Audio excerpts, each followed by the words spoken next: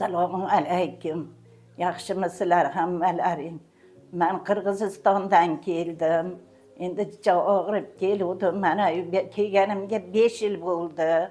Mana bu yerda Bahramjon ukam, singlim, mana Muqaddasxon yaxshi qarashyapti. Axir 5 yildan beri menaka bir chiroyli opaydi, ukaydi qilib dorilaridan ham nima ko'proq shirin so'zlari davolayapti. Mana o nimalar, doktorlar, mana iborsilar, medsestra hammalari yumshoq gapirib, kech-kecha ish qilib yeyishimiz yaxshi, qarashlari yaxshi, yotish joyimiz yaxshi, bemalol.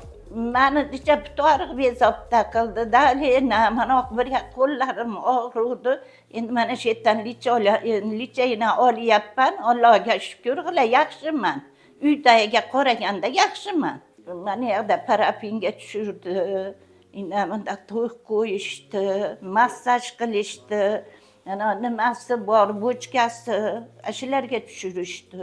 Mana ukollarda berishyapti, Allohga shukr. Ana u nimadan tushmang dedi, pilapoyadan. Sizani lichaynaga yaqin borasiz dedi, bo'pti dedim, tan qoldim. Shipillab tushib chiqyapman. Sog' bo'linglar, tinch bo'linglar, Xudoyam davomda.